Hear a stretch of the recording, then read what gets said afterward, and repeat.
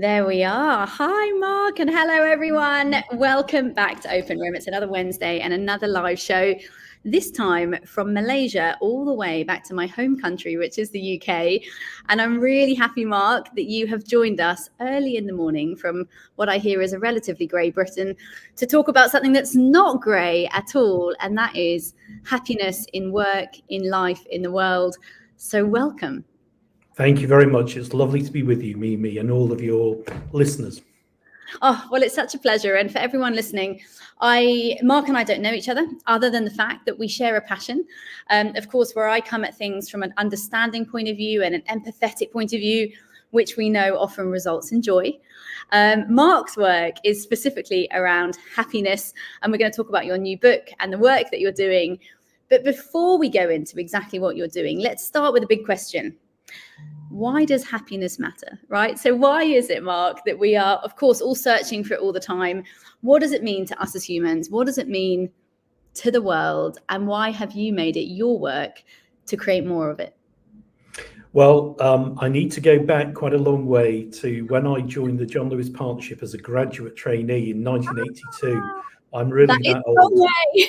It's a long way back, but I can remember still very vividly when I joined. The then managing director had the 5 graduates who started in a room together on the first day. And he told us that the supreme purpose of the John Lewis Partnership, which is John Lewis department stores and Waitrose supermarkets, was the happiness of the people that work there.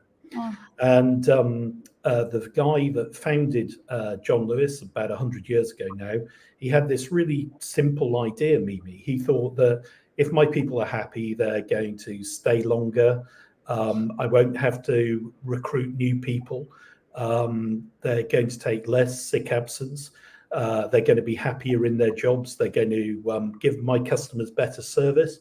And therefore, I'm going to have a better business. So I was told on day one that the happiness of people at work drove commercial performance, and it's good for them. And as you say, in my new book, Happy Economics, I set out 42 years now of learning around how do you measure happiness at work and how does it drive commercial success. And the bottom line is, and I know we'll go into more detail, but the bottom line is all the evidence shows it's great for organizations, but also it's great for individuals. Individuals who are happy at work are paid more, are more likely to be promoted, have better mental health, and enjoy their jobs more. So it's good for the individual, it's good for companies, and obviously it's good for economies. So that's what I've spent 40 odd years trying to do, understand what makes people happy at work and understand what commercial benefits there are and what benefits there are for the individual.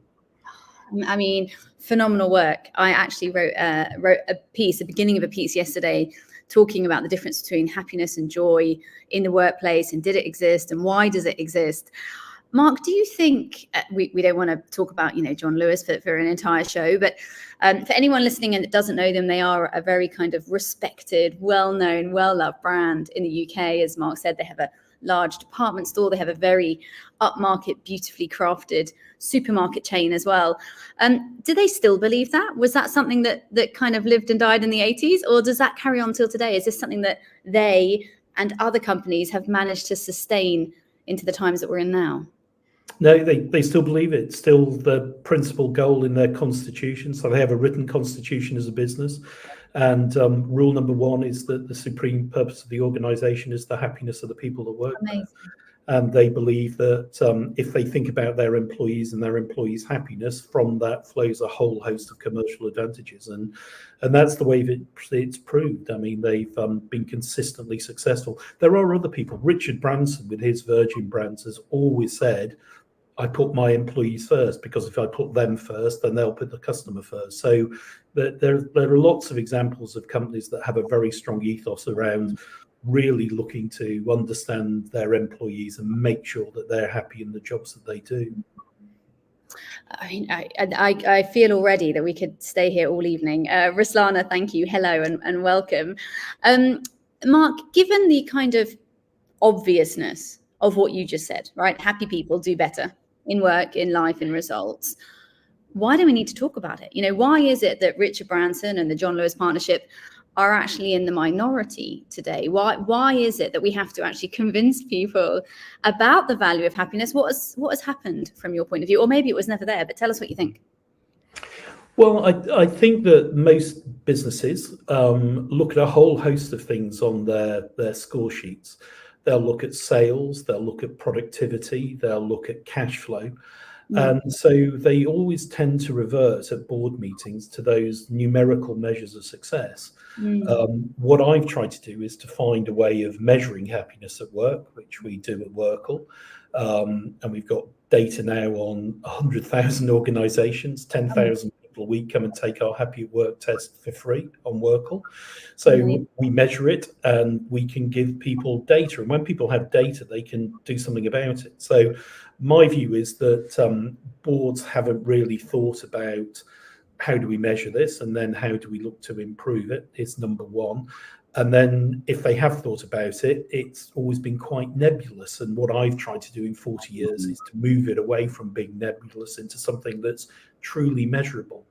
So I think those two things have affected, can we measure it? Is it measurable? We can measure other things. Let's focus on those. And I don't know many people who wouldn't say you can get more out of, happy, engaged people than you can get out of miserable, unhappy people. There was a report by Gallup at the beginning of this year, Mimi, I don't know if you read it, but Gallup said that the total cost of people who weren't, happy or engaged in their work cost the global economy almost £9 trillion, which is a huge amount of money. This is people who go into work, go through the motions, aren't really happy, just do what they need to do. So one of the things we measure is extra discretionary effort. We look at how much people give, do they go the extra mile, and what does that mean for companies in terms of productivity or better customer service. So what I hope that we've started to do is to measure it so that people can then do something about it. So I think that's at the heart of it. There is a line of thought that I do get from people at times that says, you can just be mean to people and force them to work and, whip them. And of course you can do that, but it just doesn't give you long-term results, because what happens is you can drive performance in that way for a few months, maybe a year, but then ultimately people just leave. And so you've then got the problems of toxic cultures, having to re-recruit, lots of sick leave. So that approach really doesn't work. So ultimately, as you said, the commons, if you think about it just for a few seconds, you get to that place, I know you do, with empathy and with happiness, that people who feel happy in their jobs go the extra mile, give more, etc., etc. So anybody who thinks about it will say, yes, that's right. But what we've tried to do at WorkL, and what I have set out in Happy Economics, the book, is very clearly how you measure it, what drives it, and therefore how you can get improved performance.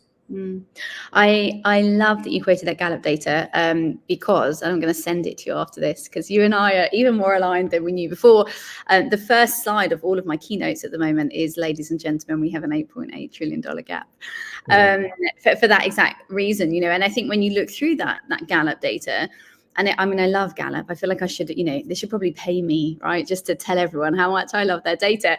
But I know in that data, it also shows that we see 48% higher levels of innovation in those engaged, happy workforces. We see 68% higher levels of employee engagement, all kinds of phenomenal data sets, Mark. So why is it, with all this data out there, that we're not seeing a faster uptake? Because one of the pieces of feedback I get all the time, which is lovely, and thank you everyone who tells me it, but is, Mimi, we like your work because you are optimistic about how we fix it, which I feel in bags from you, Mark, as well. But the feedback from my audience is most people aren't, right? Most people aren't optimistic about the toxicity, the mental health crisis, the well-being deficit that's out there. Given the data, given we have, this $8.8 trillion problem, which is actually equal to nearly 9% of global GDP, right? So the financial impact is huge. The data proves that you, Mark, are right. Why do we have to have this conversation? What is it? Maybe about the UK economy, if that's where you specialize, or perhaps if your work is more global. What do you think are some of the barriers to you and me and all the other people out there trying to do it, to widening the reach, to making this speed up a little bit? You've been doing it for 40 years. Well, I think HR teams have had a lot of work of late. They've had COVID to deal with. They've had the financial crisis and the impact on cost of living. So there's been a whole host of things they focused on. So I just think in the first instance, having enough headspace to really sit back and think, how do we get more from our people? And one of the things that's I think so important is that if you look at any business, that business will compete because it either wants to have lower prices, greater innovation, better customer service. If you look at any strategy that any business or organization will follow. And then if you think about that a bit more deeply, it's about, well, all these things are delivered through our people. Our people are going to deliver lower prices. Our people are going to deliver better service. Our people are going to deliver better innovation. And then you say, well, how do we get more from our people than our competitors are getting from their people? And that leads you to this conclusion is about, well, how are they motivated? Are they happy? Do they go the extra mile? So for me, there's this very straight line between everything is delivered through your people. And are you getting more from them than your competitors are getting from them? When you've done that, then you instantly go into this, and I've been doing it for 40 odd years. You instantly get into, well, how do we measure it? Is our sick absence better? Is our staff turnover lower? When I was running Waitrose, we bought a group of supermarkets from a chain called Summerfield that went into administration. Yeah. So Waitrose went to buy their shops. The shops that we bought, they had staff turnover of 70%. They had sick absence of over 20%. When we took over and we put in our methodology, the methodology I talk about in Happy Economics, staff turnover dropped to below 20% and sick absence went to 3%. The benefit of that, Mimi, was 100,000 plus in every single shop to the bottom line because of the improved economics around people. And customers got better service because people stayed away longer, productivity improved. So what I know from my personal experience running Waitrose, and again, what I set out in Happy Economics, is you can measure this. This is commercially tangible.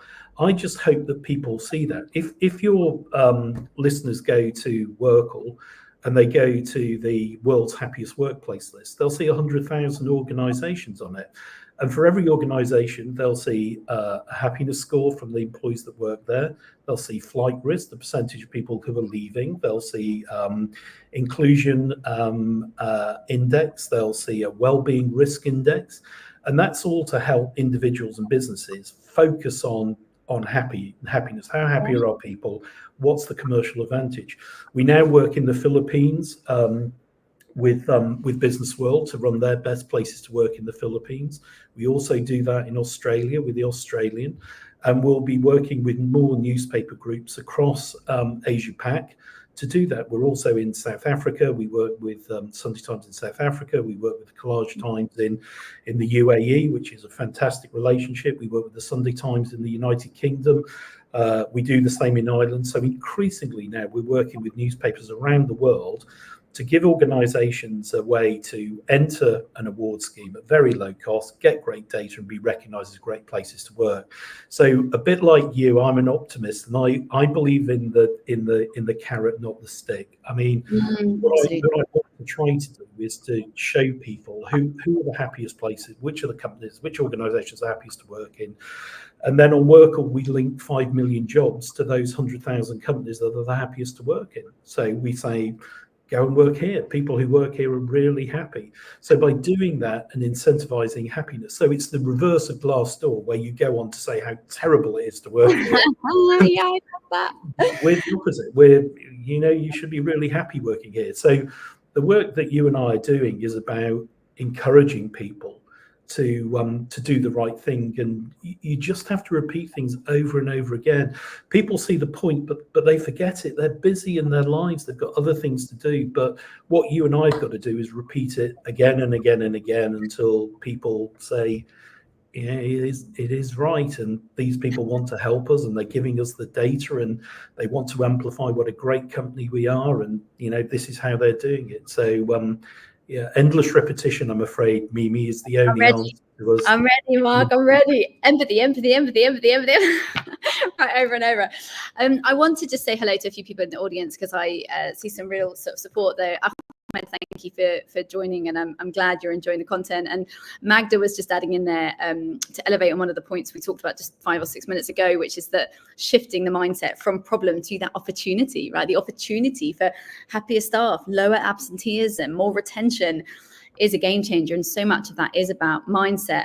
And Magda, you know, to the point earlier, we see so many that are so bogged down. Mark, you were touching on it just now. They're busy, they forget, they, you know, get distracted. To keep that mindset on track. Mark, I work mainly in Asia, Middle East. So if I just call this whole region Asia, the non-Western markets. And I know that the audience, because we did a session last week on compassion with an expert in that space, and we do many of these, and I know the questions that always come up time after time. So I would love for you to answer it proactively for them, which is on this side of the world. And you mentioned great relationships, for example, in the UAE. There is a bigger struggle. There is a bigger struggle to convince leadership teams and even HR of some of these metrics, these more what they would call historically soft or emotionally driven metrics. So for anyone listening that's perhaps not C-suite, but they're the second or third row down, what can they do today to start creating more happiness in their workplace? You know, what sort of 2 or 3 pieces of advice would you give mid to senior leaders who are like, I love what this guy Mark is saying. First of all, they should buy your book. But other than read your book, what advice would you give them to start making a change in some of those more hierarchical, Asian structured businesses? I think I'd actually be quite optimistic about Asia Pac. I mean, what we see in Australia, the Philippines, the UAE, it's lots of companies entering World's Best Places to Work awards with the Clarge Times, Australia, etc. So we've not found there's any lower demand there than in the UK or work we do in America or elsewhere. So the first thing to say is that people do want to be acknowledged as being a great place to work because it's an accolade. So I do think that there is that. So in Happy Economics, there are 6 things I talk about which are crucial, Mimi, for driving happiness at work. So it's slightly more than the 3 you asked for. But I'm ready for 6. If I run through those really quickly. So in all my 40 years, in times I spent in business schools and talking with academics and behavioral scientists, 6 things drive real happiness at work. The first thing is reward and recognition. So am I paid fairly? But which is a hygiene factor, which I probably haven't got time to go into, but pay is a hygiene factor. The thing that motivates more, makes people happy is getting feedback, being recognized for doing something well. And if there's one thing you want to take away, it's what are you doing to say well done to your team? In the UK, we're terrible at this. We on average give people positive feedback, thank them once every 2.5 months, but twice a week we give them constructive, critical feedback. You could have done that better. Why was this late? So one of the things that we know really drives happiness at work is being thanked for doing a good job, being recognized. And it can even be if something didn't go quite right, but somebody's just noticed and acknowledged you and said, you know, thank you for trying that. There's a few things we can do to tweak it, but I really appreciate the effort you put in. So that's number one area. Number 2 is information sharing. So do people have the information they need to do their job effectively? Have they been properly trained? Do they have the resources? Because quite often we ask people to do jobs and they haven't been trained and they don't have the resources. And the second thing is, do they understand what's going on in your organization? So do they have a context for what they're doing? So if the organization is saying we need to bear down on costs, are they saying, well, why are we doing all this cost cutting? I thought we were doing quite well. So context for their jobs is really important. The third thing is all about empowerment. So this is about respect for the individual, listening to the individual's views, people not feeling that they're being micromanaged, but if they have been trained properly and they have information, that people give them the space to do their job, to demonstrate how capable they are. If you do that, then they can be rewarded and they can be recognized. So empowering individuals to do their job. Yeah. The fourth thing is all around well-being. Does my manager, does this organization genuinely care about me? Does it care about my physical, financial, mental well-being? The fifth area is all about pride. Do I feel proud of where I work? Do I feel pride in my job? And managers can have a huge impact. Doesn't matter which level you are, you can quickly say to somebody, what you do is so important to the success of this organization. We're doing brilliant things in this organization to make the world a better place, and you're a key part of that. So it's all about how do you instill pride, the level of pride people feel. And then the very last of the 6 areas is around career development. And that breaks down into 2 things, really. One, do I feel I'm being developed? Does this organization think that I'm worth investing in to make me better in my job? So are people being actively coached? Are they being trained? Are they being invested in to be better people? And the amazing thing about the John Lewis Partnership is that they used to give subsidies for non-vocational qualifications. So if you wanted to go and learn to be a potter or an artist, they would say, you know what, we'll subsidize you to go and do that because we think it's all about you being a better person and we want to help you be a richer, better person. But the very last thing under career development, and probably the most critical, Mimi, is the relationship you have with your line manager. Absolutely. The biggest driver of people's happiness at work is the relationship they have with their boss. And if I was to stop somebody on the street and say, tell me on a scale of 0 to 10, how well you get on with your boss, from that one answer, I can tell you how happy they are in the job, because there is almost a 99% correlation between how they answer that question and how they answer all the questions on the Happy at Work test. And so if it's a 2, I know that overall they're going to score about 26, 27%. Every question they'll score badly. If it's an 8, overall they'll be about 85% because every question they'll answer well. So that relationship with your manager is critical. So those are the 6 things I've discovered over 40 years make a real difference. And if people go and take the free Happy at Work test on WorkL, they can do the 21 questions. They can see how it breaks down. They can see what it's like for them. And then what we do is we help individuals, but also we help organizations understand where they're good at those things and where they can improve. And we've got webinars, podcasts, articles, who knows what, to then help managers improve and help individuals improve so they're happier in their jobs. So my goal is to try and give practical advice to people to measure how happy they are and then to improve how happy they are at work.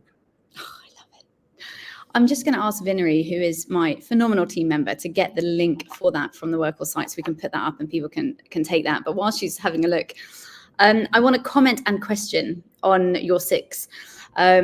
First of all, again, just from a big picture point of view, there is so much symmetry in our work. And Mark, you have mentioned a few times, this is based on data over 40 years. So you are making me feel better in my work just by being here. Like, okay, he's done it for 40 years. I've done it for under 10. I'm okay, right? I'm in safe hands because Mark is the leader here and I'm following in similar steps. So really happy to see how much symmetry there is there.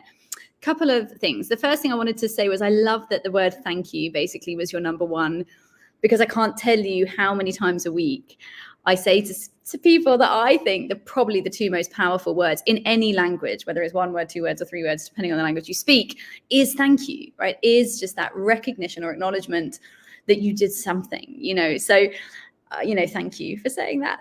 But 2 questions, because in the trending kind of conversations, there's 2 massive words which I didn't hear you say, and I want to know if they're in there. They're just buzzwords, or perhaps they're not.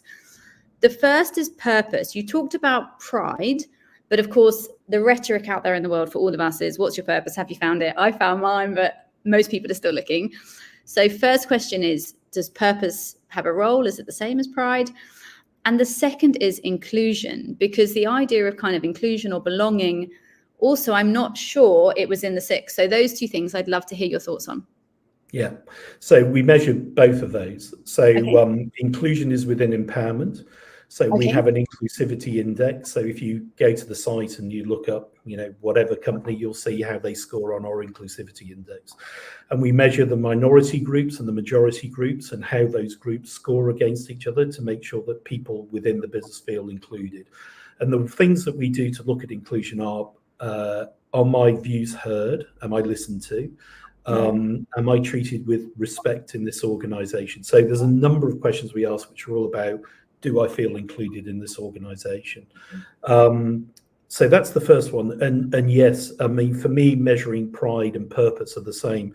Do I feel a sense of purpose in this organization, which comes around those questions of, do I know what I'm doing, and do I know why it's important? There's that great story, whether apocryphal or not, I don't know, about the visit of JF Kennedy to Canaveral Space Center to visit NASA when they were planning to put a man on the moon. And he walked along a line of people, was introduced, and he got to the janitor at the end, and he said to the janitor, what's your job here? And the janitor said, I'm trying to put a man on the moon.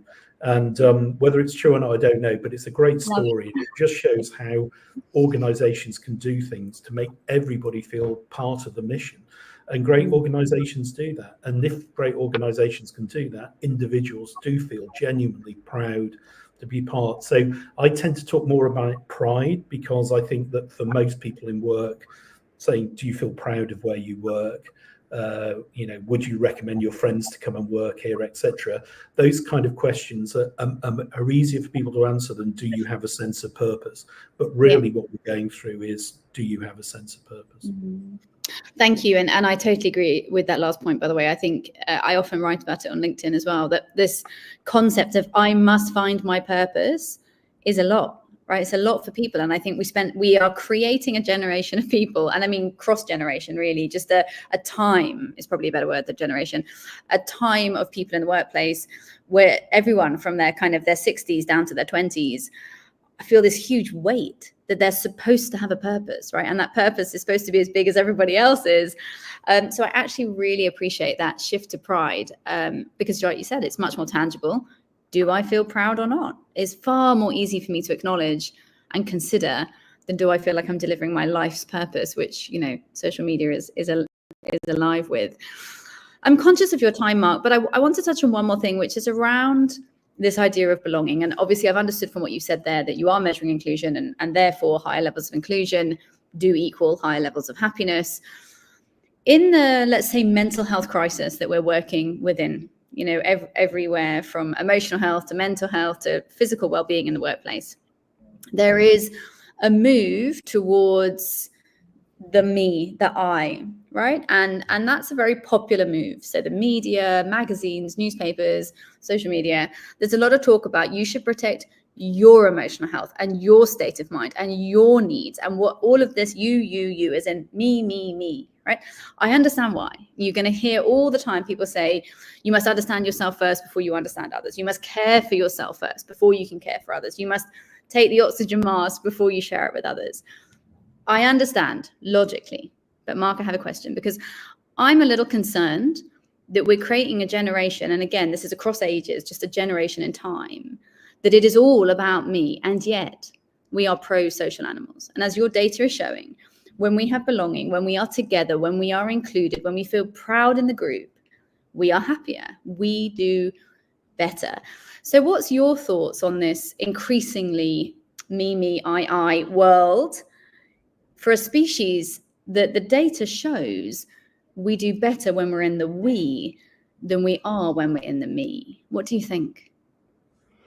I probably come at that from two different angles, I think, Mimi. The first I would say is that I think the role of leadership, the role of managers, is to every day go to work to support their teams.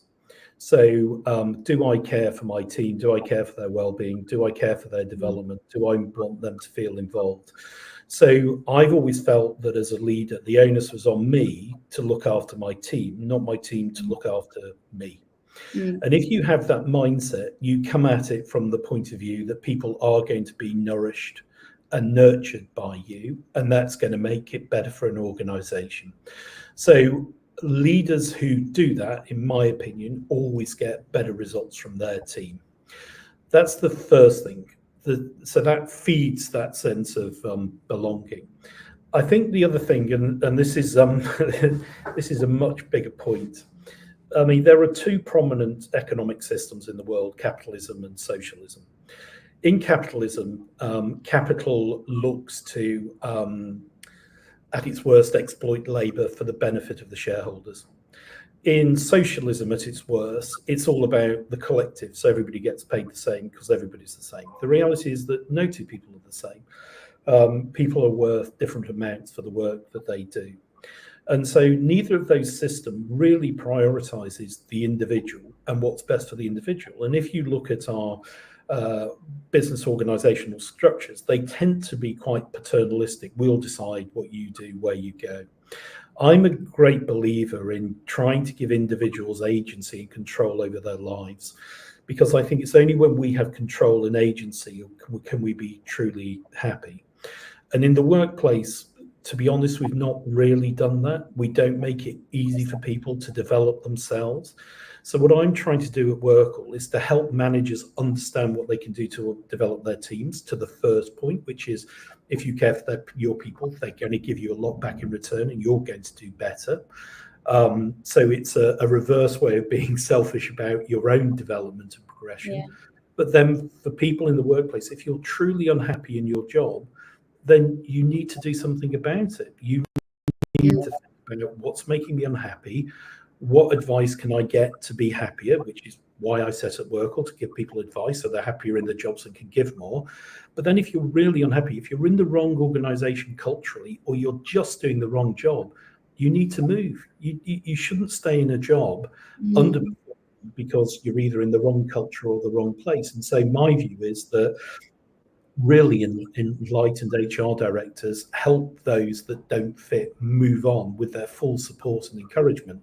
And so that's what we try and do at WorkL. So that's how I'd answer your question about belonging. I think it's about management truly investing in the people that they look after and thinking about them first and their development first.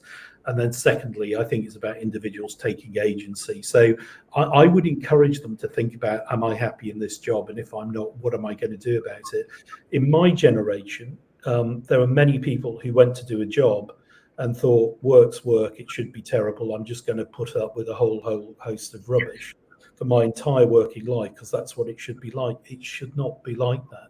You know, everybody has a right to be happy. You know, if you go back to Socrates and Aristotle, they were writing more than 2,000 years ago about the pursuit of happiness is a completely legitimate thing for every human being to do. You should want to seek out happiness. And that's the same for work as it is for home or elsewhere. So I don't think it's selfish for people to think about, am I happy doing what I'm doing? Am I spending my life in the best possible way? Can I do something where I can add more value, have more purpose, do better? And I would actively be wanting to help everybody in an organization achieve that, because it's going to be better for the organization. It's going to be better for the individual. Mark, can I come and work for you? Yes. I think that's right. That's it. I'm in. I mean, I'm convinced I could spend the rest of my evening having this conversation. It really has been a pleasure. And I didn't really think about this before this session, but you mentioned you ran Waitrose. And as a consumer, I just wanted to make a final comment, because again, in lots of that Gallup data, McKinsey as well, proves that when you get this right, all of these things that you're talking about, you impact your customers so directly. And so many of my greatest memories growing up in the UK, and my sister too, I know she shares this, come from the Waitrose brand. And that is a feat, because how often do you find consumers, human beings who live around the world, we're all in different countries, me, my sister, my mum, who are literally connected by Waitrose. So when we rarely, I have to be honest, get back to the UK together, we go to Waitrose as like a trip, just like as a pastime, me, my sister, my mum. It's what we want to do. We're like, so, we're back. When are we going to Waitrose, So I just listening to you, and I feel joy just in this conversation. I wanted to share that because, of course, you were part of that brand for a long time, and say to the audience as well, when you get this happiness right internally, whether it's magical, statistical, or based on data, it does spread. And I think that will go with me for the rest of my life, as a place where I feel happy, and I miss it. I miss very little about the UK, but I do miss Waitrose. So I want to thank you for dedicating 40 years to making happier people, because the world is difficult and tough. And, to have someone out there that I now know is committing to just helping others be happier Mark, I think it is an absolute feat. So thank you so much for being here. We've got the Happy at Work test just there going across the screen. So if you are still tuned in, or if you're watching this on replay, pop on over, take it. It's free, as I understand it. And there are all kinds of other resources that Mark has mentioned in the session today, podcasts and data and things to read. And not least of which, of course, his book, Happy Economics, which is out now and already doing exceptionally well. So Mark, there are no more words about how happy you made me by joining us today. So thank you so much for being here and for everything you're doing. Likewise, Mimi. Congratulations on all you're doing. And it's been a pleasure chatting with you. I hope we stay in touch. And for everyone that's joined us, thank you. Thank you for the comments. Thank you for being here. It's always such a pleasure. And look out for the next session. I'm not sure we can make it much happier than this one, but I'll definitely try to keep the empathy coming. So have a good day, everybody, and speak to you soon.